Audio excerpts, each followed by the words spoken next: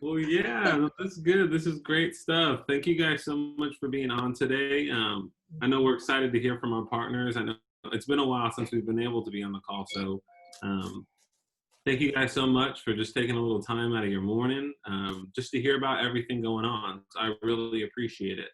And so, who we have on for us today is a handful of partners. We have Raven Crisp with the Selfless Hands Foundation, LaTasha Timberlake with Lillian Timber Farms, our good partners over at RestoreOKC and Caylee Dodson, Marc Jones at Homeland, and then our own Karen Waddell with the Lynn Institute. So we're excited to hear from them as to how things have been going. And so I think it's great just to kind of hop right in. And big thing about these calls is it's always worked great whenever folks ask questions. So if you've got a question as to what's going on, please ask it. Feel free to raise your hand, try to get my attention or the presenter's attention. If not, you can put it in the chat. We'll try to watch that, and don't let me not catch you. So put it in the chat if you got to say it a couple times to make sure we get your questions asked, or wave me down or something.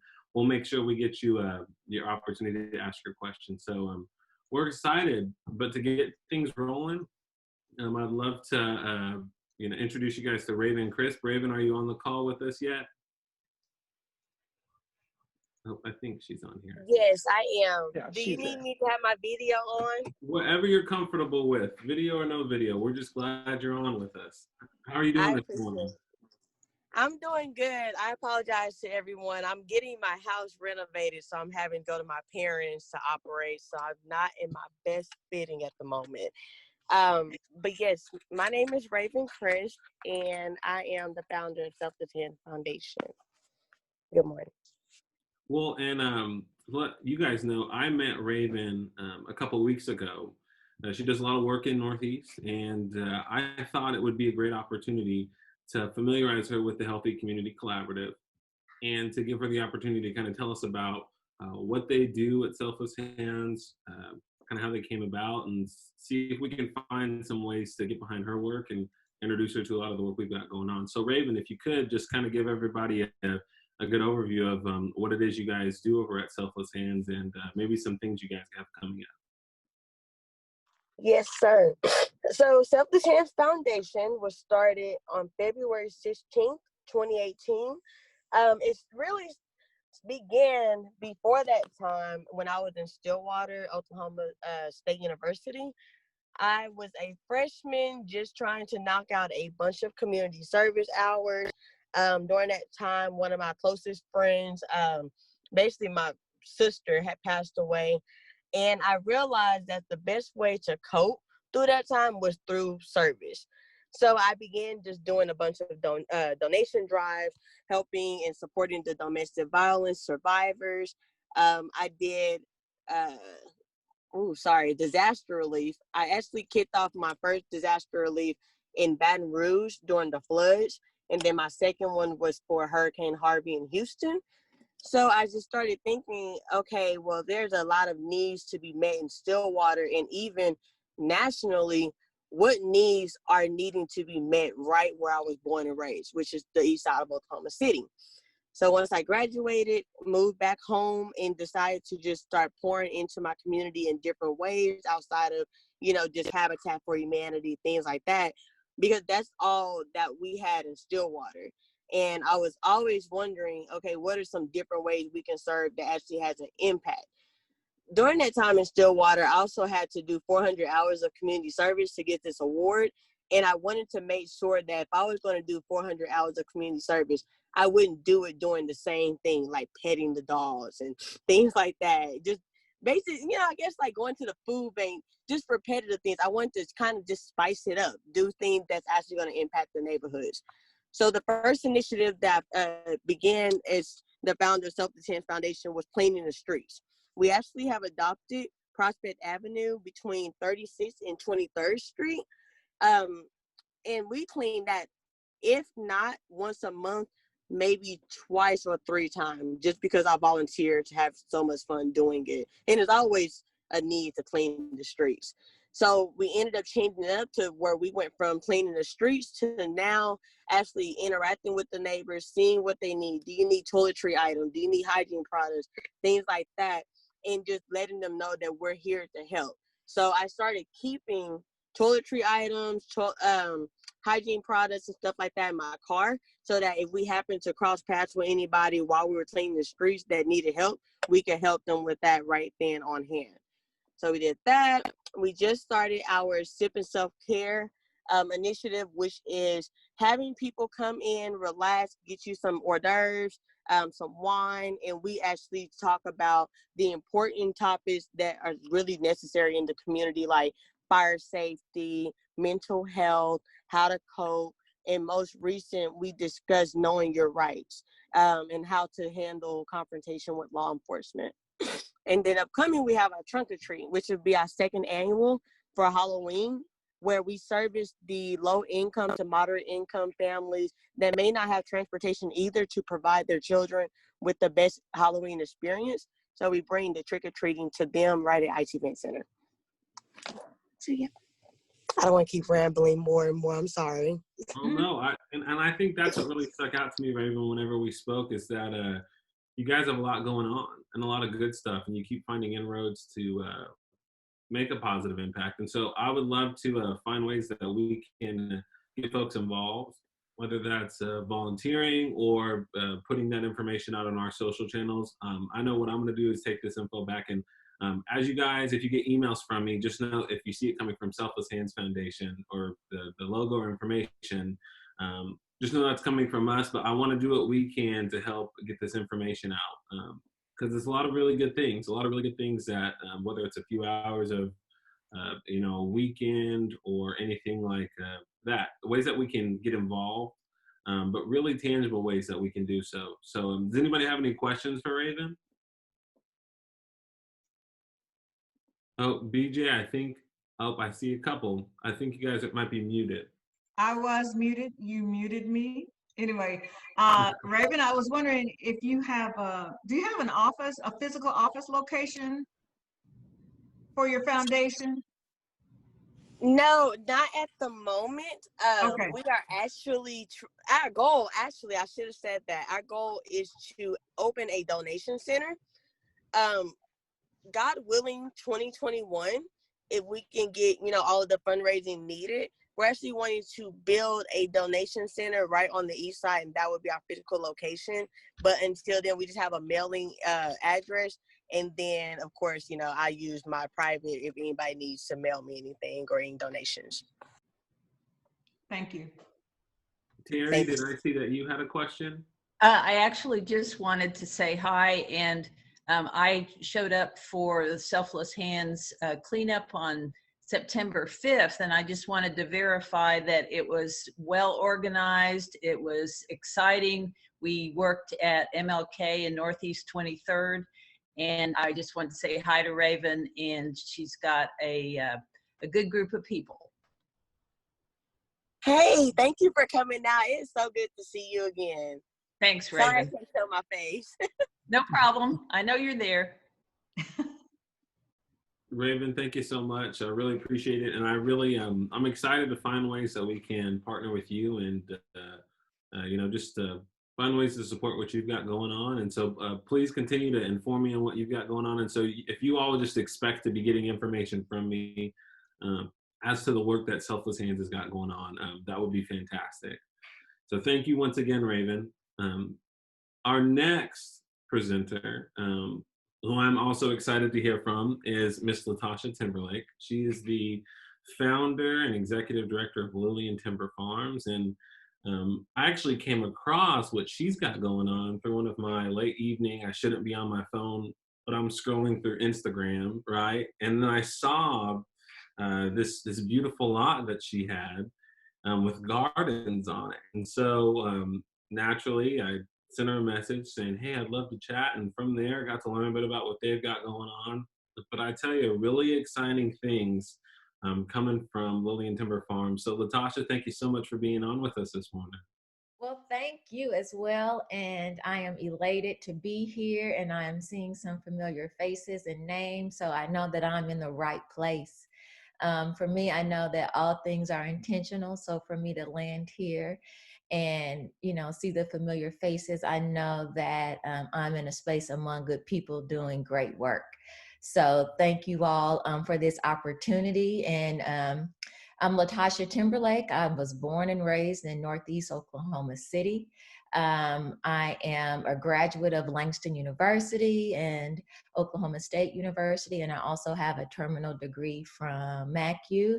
I'm a lifelong educator, so that is, you know, my basis for my work in the world. Lillian Timber Farms is one of my babies. I don't have any physical children, but I do have a lot of tangible ones. And Lillian Timber Farms is, you know, one of my babies. I am very interested in the health of people and using nutrition as the catalyst for us to be in that awareness of our health, and how, you know, being healthy actually attributes to other successful things that we can do in life.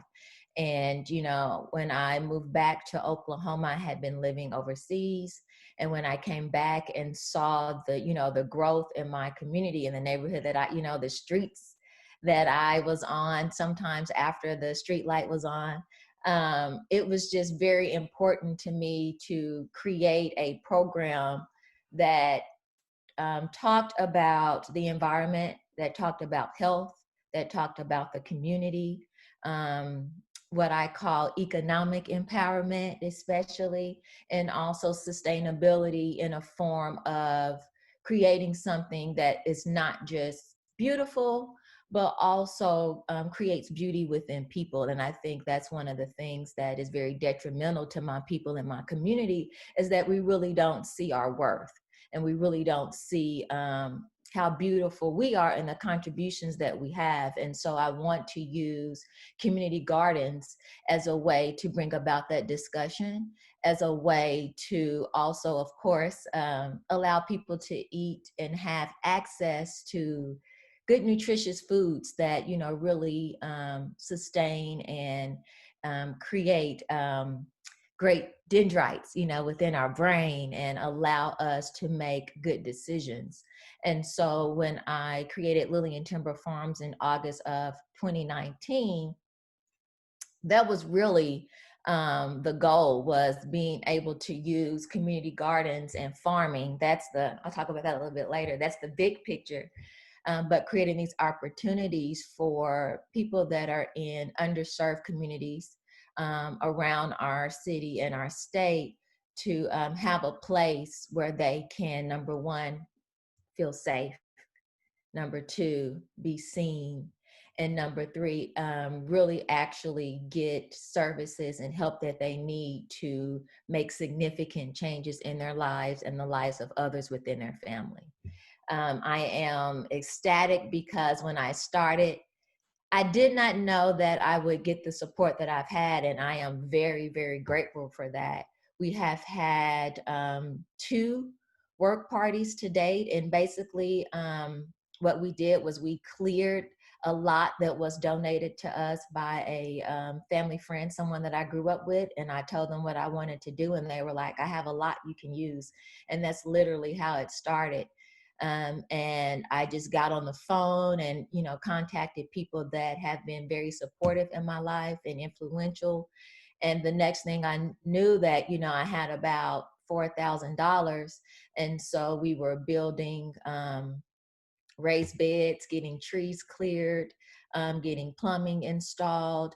And with the sweat equity, you know, included, it has actually turned into something beautiful and miraculous, and opened up opportunities for me to work with the CSU organization, which is for homeless teens. I've been able to speak and work with Oklahoma Compost. I've had some very prominent business owners within the city that are working with us and donating items that we'll be needing for composting and for our spring garden. We did a late fall garden, so we do have some things out there. And then we're also wanting to have fresh flowers, so people will be able to come and get flowers as well. And then also planting some trees and then having the space there for gathering. So, you know, it's really important for me to have this space that's not just for the people that are in that community, but people that are outside of that community that need to have access and feel safe to come into that community as well. So we really have this organic exchange of people serving and helping people. And that has actually been happening. We've had over 40 volunteers at each work party event, and we'll have our third one this Sunday. And we used to do it at sunrise during the summer months, but you know, the time has changed. So we'll start at 9, and we do have social distancing and EPP there as well, so people feel safe. And so it's just really been great to have the opportunity to share and meet some awesome community members. And also really speaking with elders in the community and really learning about some of the programs that have been existing in the community that no one just really knows about. So I've really been able to talk to, you know, some of the older established community associations that have been around since the 60s, you know, so that's really been impactful for me. And it really goes into the sustainability piece and using sustainability in farming and in gardening as a way to talk about the sustainability that we need in our everyday lives, like how we really, you know, create a life for us and living, and how we share that with, you know, the younger generations. So I'm just excited. So that's a little bit about, that's the kind of short version of Lillian Timber Farms. And thinking about, I would say, like in the next year, just really having our Lottie lot, which is located at 2125 North Lottie. Anyone, you can go anytime. If you see a weed, pick it. You know, we are getting ready to get some signage and some other things done, so it'll really stand out, and people will be able to see it. But when you go down the street, like, you see the energy there.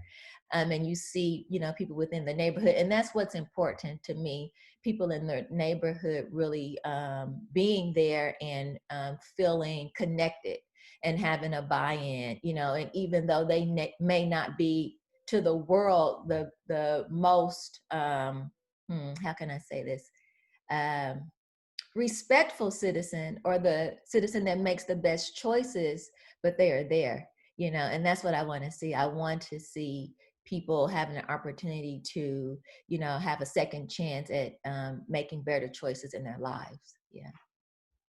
Well, LaTasha, it's exciting. You know, I think it's incredibly impressive for somebody to take a thought or an idea and then to put it to motion. So I'm rather, you know, impressed and excited by your work.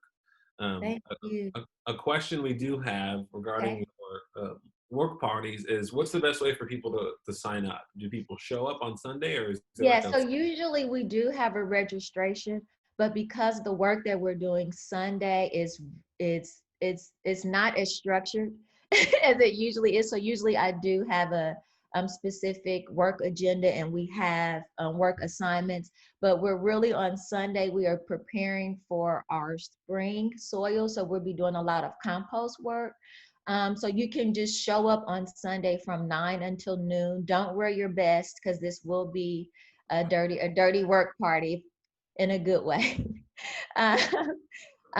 So we don't have registration for this work party, but in the past we typically do. So you can just actually show up from 9 to noon. We will have a very generic sign-in sheet just to get some demographic information that I want to use for some future program funding.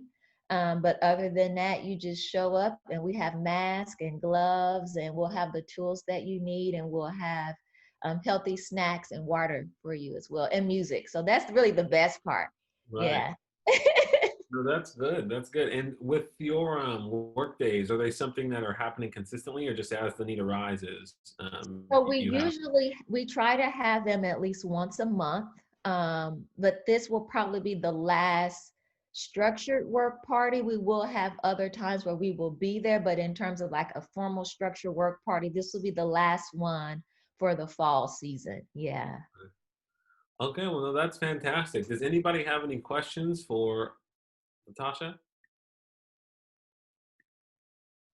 Well, I'll say please continue to keep me in the loop and let me know. I know I'll be reaching out. I'm gonna uh, try to get over there here soon to be able to see it. I know that I love what I see on uh, social media, and Oh, thank you. so it's fantastic. Can you say the address of the location one more time? Yes, and I'll put it in the chat box as well. It's 2125 North Lottie, and the zip there is 73111 if you need to put it into Google Maps or Maps. Hey, Tasha, this is Steve Petty. Thank you for being with us. Anthony was so excited when he found out about you and what we've been trying to do in Northeast Oklahoma City through this collaborative that we hope you'll be with us regularly. And Anthony, I want to talk to you on some of the things that we've been doing with Oklahoma City Beautiful and some of our partners with the Oklahoma Black Museum with Miss Rosetta Funches. There's a lot of stuff going on that you may be aware of, but I think working together and sharing resources and things, we'd love to visit with you about that in the future, please. Thank you. Definitely. We are excited. Our 3-year plan is actually, we've been working with some latent Black farmers that have land in Meeker and in Hugo, Oklahoma. And so one of our larger goals is actually to get those farms back up and running, and then hiring former felons to actually be truck drivers and drive refrigerated trucks back to the northeast side of Oklahoma City and distribute fresh produce and meat and dairy products from those Black farms. So that's kind of like our larger goal, and also have supportive programming as well, and then bringing children and adults down to those farms. So I have some really, really great plans. Yeah. So just sit with us for a little while. All right. Yeah. I appreciate it. Thank you. You're Sorry, welcome. Anthony, go ahead. No, you're just fine. LaTasha, thank you so much. Thank you. I Thank look forward you, to everyone. talking with you here in the future, and thank you for being on. Yes. Our next partner who's going to give an update is a fantastic human. I know that they've got a lot of work going on right now, and so I'm very excited to hear from her. Caylee, I think I just saw you. My little images have been bobbing around the screen. So Caylee, are you on with us? I am on. Well, fantastic. I like that. I was not anticipating being next when you said a fantastic human. Thank you for that intro. For those of you who don't know Caylee Dodson is the executive director of RestoreOKC, and our next two partners giving updates. I mean, I tell you, they've got so much going on, so many good things that really are for the best for Northeast Oklahoma City. So I'm incredibly excited to hear from them. And Caylee, how have things been going on for you? I want to start one and only one grocery store ever in my life. I think Marc Jones is on this call, so that's your job from now on, man. It's going great. So for those, there's a few of your faces that are new to me. So I look super forward to LaTasha and Raven, both of you. I would love to chat about how we can serve alongside you guys, because I do think there's some definite ways that make sense for us to do that. And Yes. we are, so we have a 5-acre urban farm. We're at Northeast 27th and just one block east of Martin Luther King. In the neighborhood there, we have a 5-acre urban farm. And we have a community garden here, as well as one at each partner school, which are Thelma Parks, Martin Luther King, and Britton Elementary. And so we're doing a lot of gardening, but mostly it employs 20 high school students from Douglas, Northeast, and Millwood. So they are running our farm. So, and a lot of their dream has been sort of, and a lot of our dream, for those of you who don't know, we're a reconciliation ministry. Started after my husband and I were 10 years in inner city St. Louis, and when Michael Brown was shot and killed in Ferguson, Missouri, it was the same time the Daniel Holtzclaw trials were happening here. And so there was a lot of sort of movement, and we actually moved back to Northeast Oklahoma City to join Ernest Odenzi and his family to start RestoreOKC. So we're almost 5 years old now, and just it's been pretty incredible what all the Lord has done since then. But lots of pretty unique opportunities. We have housing, so we're working with a lot of families who historically have not been able to do home repair. The Fair Housing Act 1968, there's a lot of title issues that affect the Black community specifically, and a lot of the white community has no idea about that. So they think, oh, city funding programs or Rebuilding Together or Habitat for Humanity, that, you know, they should be able to do that. But the reality is that doesn't work for a lot of our community for some pretty complicated reasons around injustice. So a lot of education, a lot of making those free home repairs. Then we have a schools arm. So when we moved here, you know, Parks was considered failed at every level. If you want to have a thriving community, you know, you got to start with kids.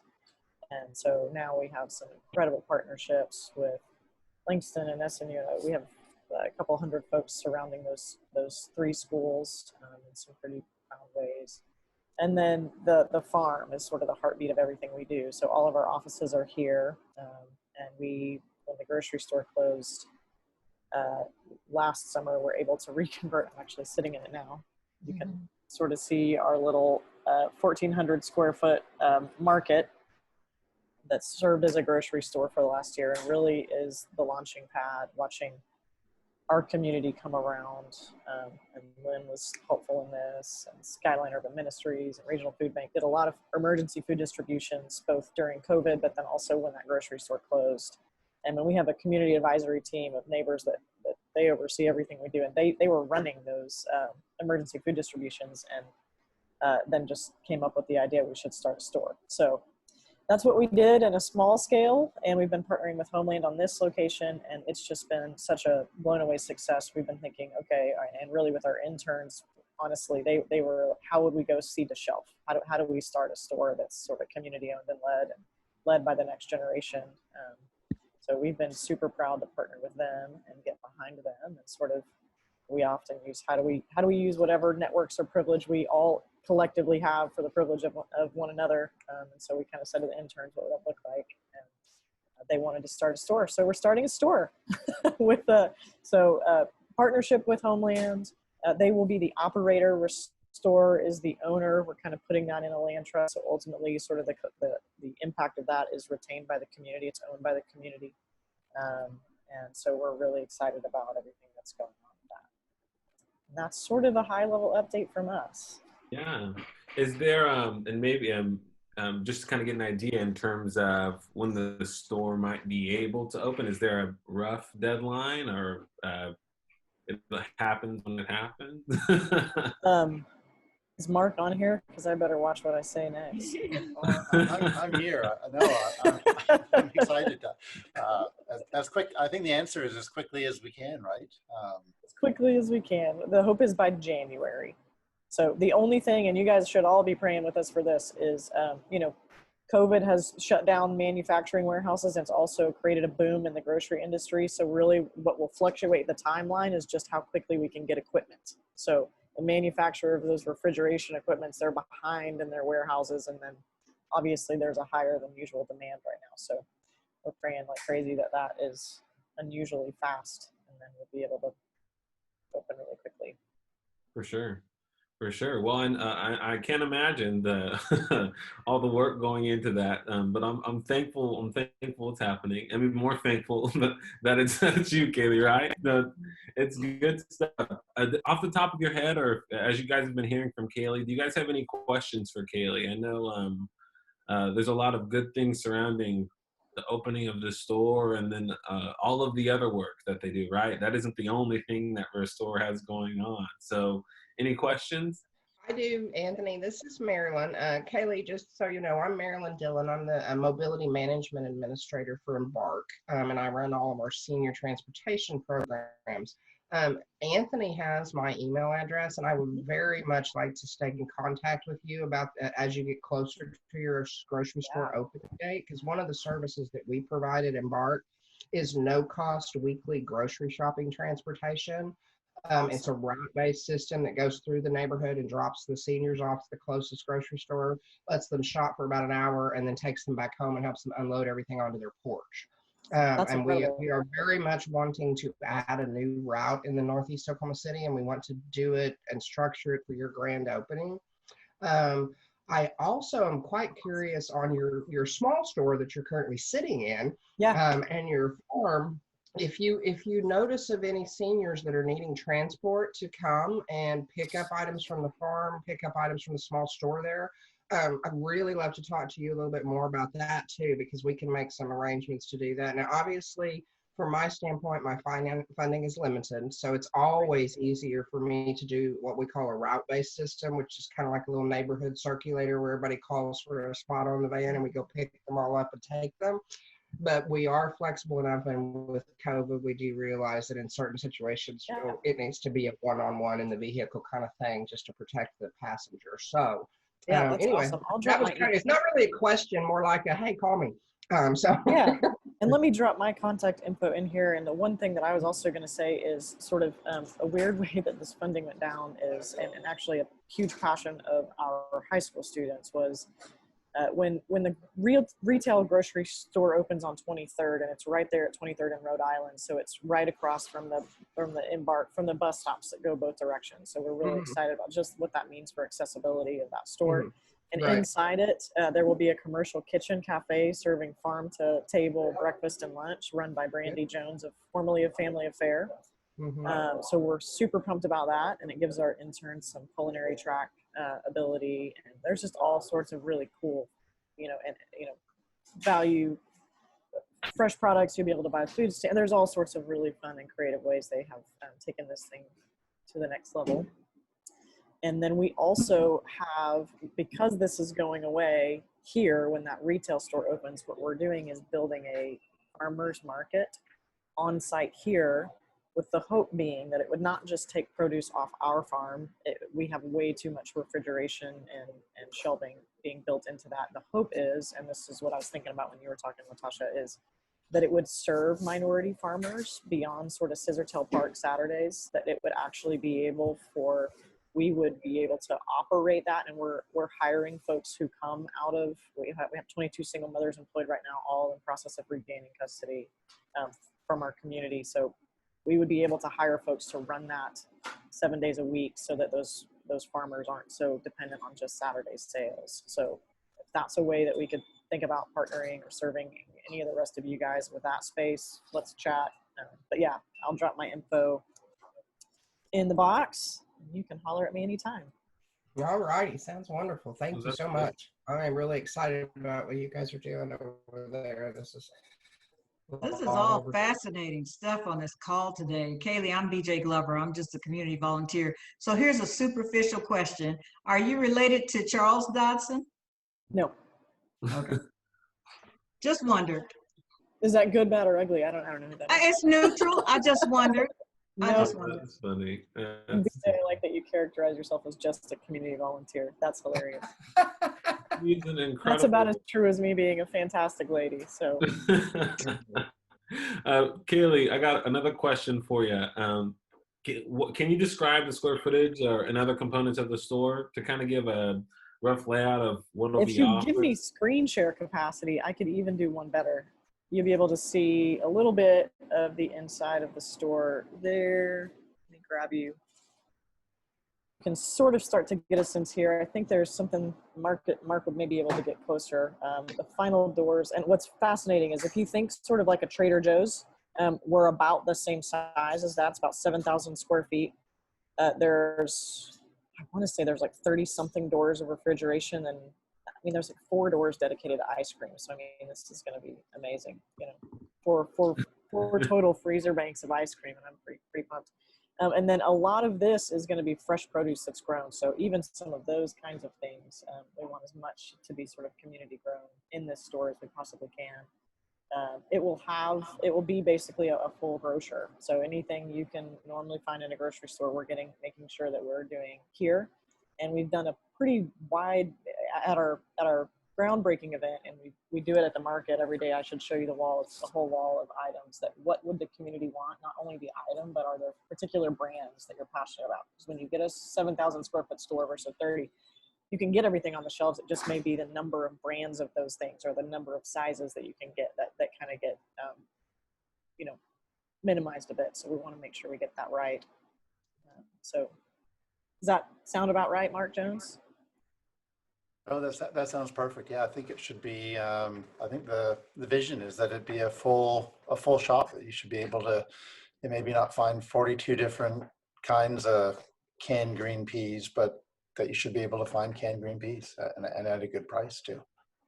And this is the commercial cafe, and it won't be that little. This is what architects do. Our logo won't be anywhere on the store because it's a true collaboration of a lot of different East Side. So it's called The Market at East Point.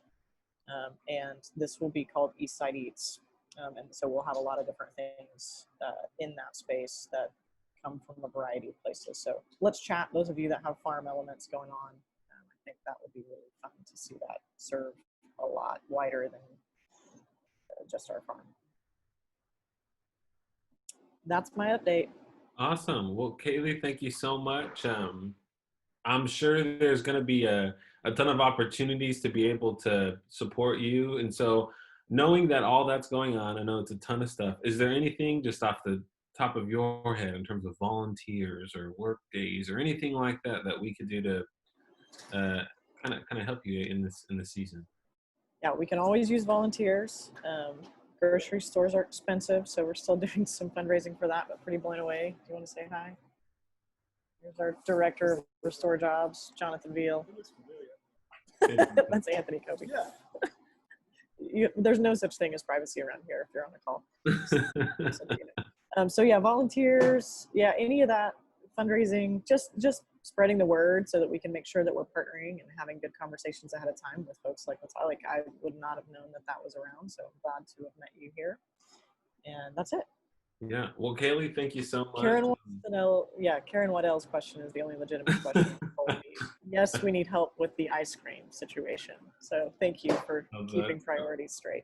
Well, we'll continue to, ask and do what we can to help support what you guys have got going on. Keep up the good work, right? I hope you're sleeping these days, but just keep on going. We're thankful for it, and the community will be better for it. So thank you so much. Our next partner who's presenting, Mr. Marc Jones, is the president and CEO of Homeland, and so we're thrilled to have him on. Homeland is really doing so much for the community, and we're incredibly thankful for what they've got going on with their partnership with Restore and the market that's opening up, and then also the opening of the 36th and Lincoln Homeland location. The Homeland, or that groundbreaking was recent, and so I'm incredibly excited to hear about how that process is going, and just to be able to see when we're thinking it could potentially be open, and kind of getting a good grasp of what that might look like in terms of the offering. Oh, thanks, Anthony. No, I'm excited. It was a busy week, the first week of October for us at Homeland. 36 in Lincoln was the first kind of groundbreaking, ground up store for us in probably at least 25 years. We bought stores, and we bought stores halfway through construction, but it's been a while since we built something. And then we had that groundbreaking, and we had Caylee's ribbon cutting down on 23rd. It was like, wow, this is fantastic. And then for those that don't know, our offices are in, we're on Northeast 36. We're actually, oddly, for taking 25 years to do a ground up location, it's about 150 feet from where I'm sitting. So it was kind of one of those things. LaTasha, you said everything has a purpose and a plan, and I guess it was right underneath our noses all along. So it's just funny how life will bring you down a path. In terms of the store, so we're lucky because with Caylee, we're all trying to figure out 7,000 square feet is a whole bunch, and we can have full selection, but we've got 30,000 to play with at 36 in Lincoln. So that kind of gives us at least a little less of kind of us all having to arm wrestle over exactly which ice cream makes it into the 4 doors. We'll probably have 12 doors of ice cream or something like that. But it'll be a pretty full grocery store. So just to kind of calibrate, if people know how big or have a sense of having gone into, say, our 18th and Classen store, that's about 24,000 square feet. So it'll be, call it a quarter bigger, not as big as say well, not like a Walmart Supercenter or a Big Crest or one of our bigger stores, but 30,000 square feet, we think we should be able to fit in kind of all the choices that you really would need. We're kind of doing some, for us, fun things. This is now my grocery geek coming out in me, but we'll be kind of looking at all our prepared foods and have a lot of expanded hot food offering. We're putting in like a wood smoker, so we'll have smoked foods, as well as our usual array of kind of hot prepared foods. We'll have a sit-down cafe that we actually have a meeting with Abel, but we think that we will be able to sell not just hot food that you can hot food that you can take away, hot food that you can sit down and have lunch in a patio area outside, where you could enjoy that. Maybe this sort of week, maybe in January you'd be sitting inside, but for a good part of the year you could sit outside. But also sell beer and wine by the glass. So we think we'll be able to get a license to do that. It'll have a pharmacy. It'll have drive-through ability. So if you're feeling a little under the weather, you won't even have to get out of your car. Full service meat, full service deli, full service bakery. It's going to be a fun store. Anthony mentioned broke ground October 1st, which for us was a fun time to break ground because we're employee owned. So October is actually employee ownership month for us in the world of ESOP. So it was a fun celebration of a groundbreaking celebration of what a bunch of, in our case, 3,400 largely Oklahoma employee owners can do with their little business. So our next stage, the construction team is trying to keep me away from the site, but we're flattening, and there'll be stuff you'll be able to drive by and start seeing walls go up probably before the end of the year. We think we'll open probably fall, so a little less than a year from now, which is pretty fast for a ground up construction.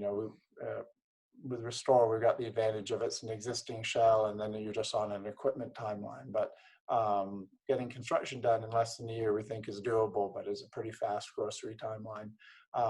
We're kind of in the fun stage, honestly, but again, this is the grocery geek of fine tuning some of the equipment. COVID's thrown us some curveballs.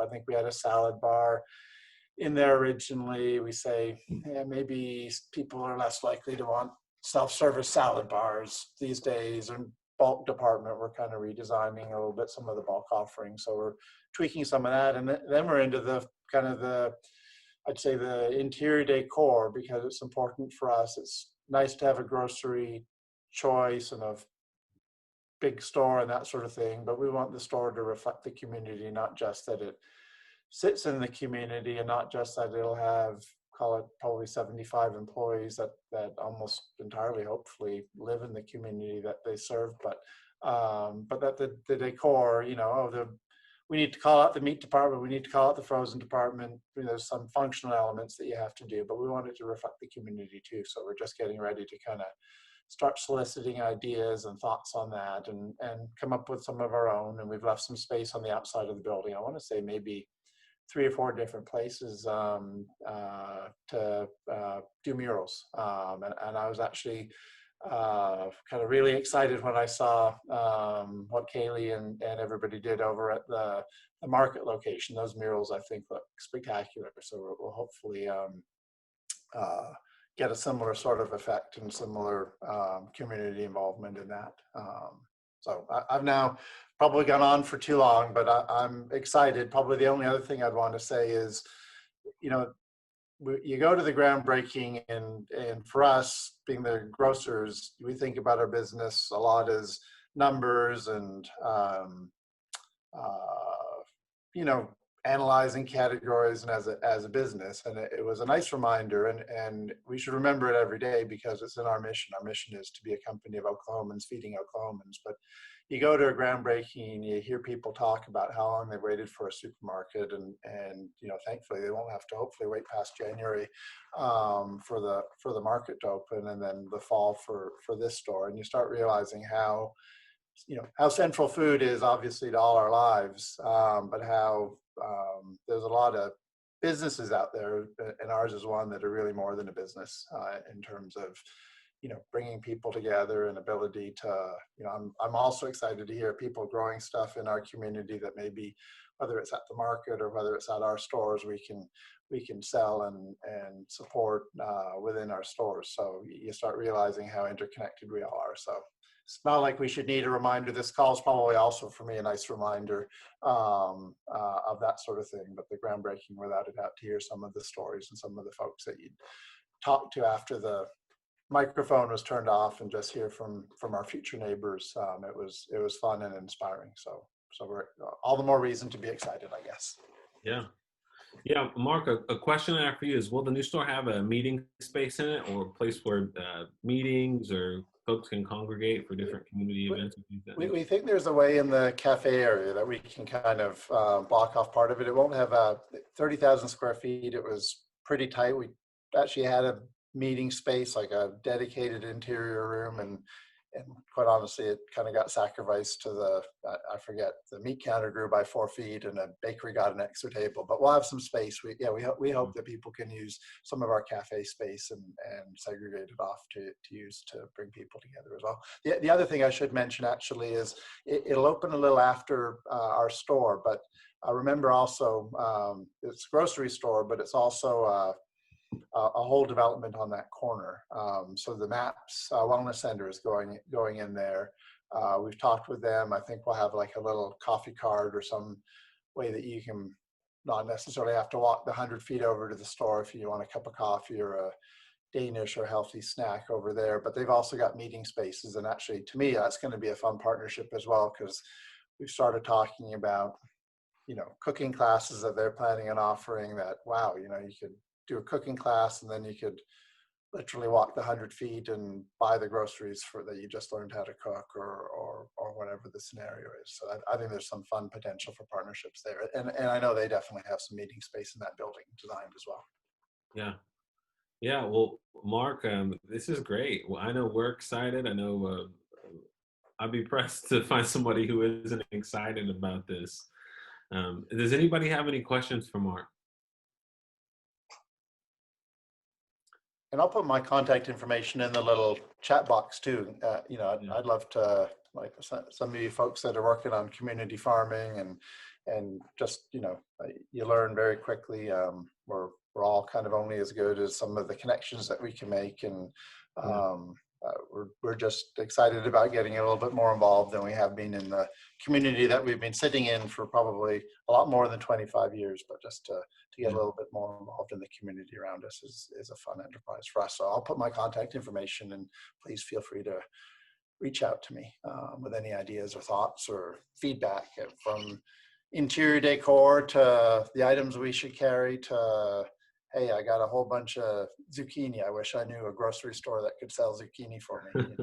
All of the above. Yeah. Well, Marc, I'll tell you, as someone who is not originally from Oklahoma City, at the groundbreaking, I thought it was incredibly informative and helpful for me when Councilwoman Nice was talking about the history. And so it really does show how much of an impact it is that now that this is happening, because you have time after time leaders trying to make inroads and trying to make this happen. And so to see it happen is incredibly exciting. And so I know we're so thankful, and we're excited to see it open, and excited to see what's going to come from it. So thank you so much, and thank you for being on the call. We're incredibly thankful for it. Oh, my pleasure. Our last presenter, updater, is the Lynn Institute's own President and CEO, Ms. Karen Waddell. Karen, how are you doing today? Just absolutely wonderful. I am so excited about all this that we've heard today. It's just almost more than you could expect. Margaret Mead said it best: never doubt that a small group of thoughtful, committed people can change the world. Indeed, it's the only thing it ever has.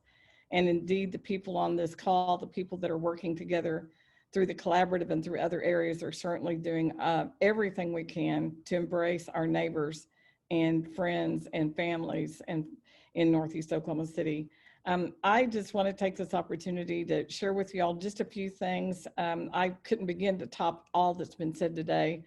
It's just been too much, but I think most of you all know that October 31st, I will step down as president and CEO of the Lynn Institutes. I joined Lynn in 2011 as a consultant. The then CEO was retiring. He was a scientist. Lynn had been conducting, in our nonprofit, we had been conducting investigator-initiated medical research. And you don't do that with my undergraduate degree in journalism. That would not be a good thing. And so the organization wanted to look at some different things. Now we have another Lynn Institute, the Lynn Health Science Institute, that does clinical trials. Don't get those confused. That's the for-profit. The nonprofit is the one you're working with today. And in 2012, this board of directors of Lynn said, we want to make a real difference in the lives of the vulnerable populations in Oklahoma City. It was a group of former college deans of the OU College of Medicine, Iris Schlesinger, the late Iris Schlesinger, who was vice president at Baptist Integris and did such beautiful work in planning. Group of physicians, Dr. Nancy Hall, I think, who's on this call today, and Dr. Caniglione, and they said the issue that everyone knows that's been in healthcare and medicine in Oklahoma is that there is within the sound of our voices a group of wonderful people who are not living the quality of lifestyle that they deserve. And that is Northeast Oklahoma City. And every physician that is trained at the OU Med Center drives back and forth through the area.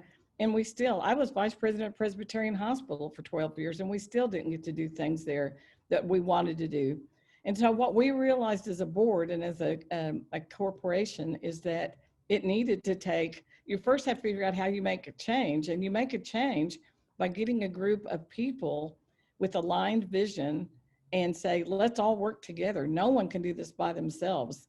And so we started on that quest. We didn't get too far before we realized that we had to have the facts, because everybody had different opinions about what had to be done. And that's when on January 1 of 2014, that the board of directors said, our new quest is to improve the health of the vulnerable population in Northeast Oklahoma City. And October 15th of 2014, we made probably one of the best hires I ever have, Angela Cosby. Angela, would you wave and everybody see that? Say hello, Angela. Angela put together the majority of this book. If you don't have a copy, we have very few of the hard copies, but you can find us online. And this is a 92-page overview of Northeast Oklahoma City. And yes, the data is a little bit old, but let me share with you a few of the things found in the quantitative assessments and the qualitative. And Angela interviewed hundreds of people and lots of thought leaders. And she heard people say that their biggest concern was hypertension, diabetes, and heart disease, access to health care, lack of a health education, no resources, no access to health care, no access to fresh food, institutionalized racism, poverty tax in Northeast Oklahoma City, cultural traditions don't support healthy lifestyles, some said. And we must empower the population from within. They said, you can't do this from the outside. We need our people, they told us, to help Northeast Oklahoma City. And lastly, there's an infrastructure needed.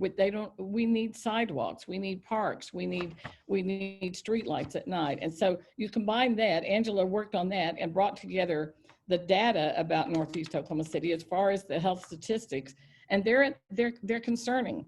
They're concerning. And we know of the one basic one, if you just keep this one in your head, and that is that a child born in one of these 3 zip codes, these wonderful, beautiful area and within Northeast Oklahoma City, those children have an 18-year shorter life expectancy. And nothing's right about that. And so we said the way we're going to make this change is bring together a collaborative of people. And when we first started on February 29th, 2016, when we first launched, we had about 50 people. Some of the people on this call were with us on that day, including Greg Jones. Hello, Greg, and Ray Beachy, and I think Eric Sergeant Huff was as well. And when we brought these people together, we said, well, more than half of them are from Northeast Oklahoma City. The others were influence leaders that care and want to help Northeast Oklahoma City. And we said, we are here to stay. We set a 10-year set of goals. And LaTasha and others that are new to us today, we want you to join us, because this is a work that takes our heart and our compassion and all of our resources to bring things together. And indeed, we have been bringing things together. The board kept working, and Lynn said, we will not leave. We want to make sure that we see these changes. If you're familiar with the social determinants of health, you hear economy, education, health, transportation, all of those things are significant, and they're significant in Northeast Oklahoma City. But the other thing that's significant in Northeast Oklahoma City, and you've got to start with this, is the assets. The greatest asset in Northeast Oklahoma City are the wonderful people. They're strong, they're courageous, they have great pride. The high schools there, I went to Capitol Hill High School. Greg Jones will tell you that Douglas is better than Capitol Hill. We can talk about that later, Greg, if you'd like. But the pride, the history, the beautiful gardens that have been there and they're going to come back. It's certainly the prettiest part of the city. And look at the people that have come from there, the Ralph Ellisons and the Vicky Miles LaGrange and the Nikki Nice and the people that are on, some of the people on this call. And so what we wanted to do was come around and provide a network, a forum where people who care and want to make a difference can make that difference. And so I feel I am just overwhelmed with all that's being done. There's going to be a lot of spaghetti thrown on the walls and a lot of things will work. But the biggest thing that's working is that the people in this room today are all partners and all working together for a common good. And that is to absolutely help the people in Northeast Oklahoma City have the greatest lifestyle that they can. We're going to be introducing more and more about the science of hope. Hope is where I know that I have the ability to influence my future. We're not talking about hope. I hope I can go to the store. We're talking, that's a different kind of hope. I hope I can fly to the moon. We're talking about real hope, where people have goals and pathways to achieve what they want to achieve. Lynn wants to always be a part of that. I am so proud of each and every one of you. Great, great. Join me when I plan to still be a volunteer, so I hope to see you all in the future. But as we go forward, please take care of these wonderful staff of Steve Petty is going to be the next CEO of Lynn, Janine Pointer, Angela Cosby, Anthony Kobe, and Steve Haynes. I love them all. They've done wonderful work, and they, since June, have distributed more than 300,000 pounds of food, fresh fruits and vegetables in Northeast Oklahoma City. They will really, literally do anything to love on the people in Northeast.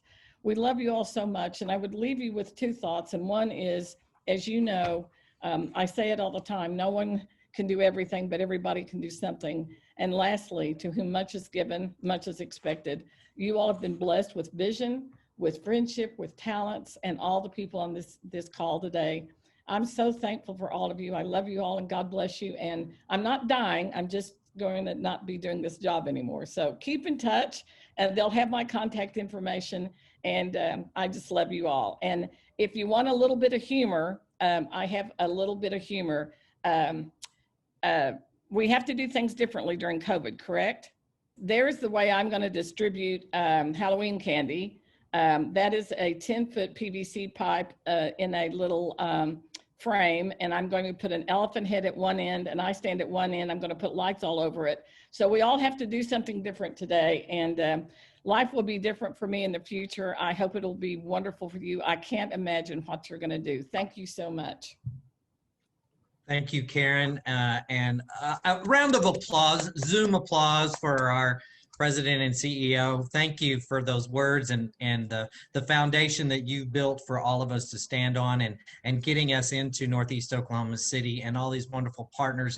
And this was an exciting meeting. Anthony, thank you for bringing all of us together again. And we're going to continue to do this. And if you know other people that we are not seeing or are not a part of this group, we would love to get their contact information.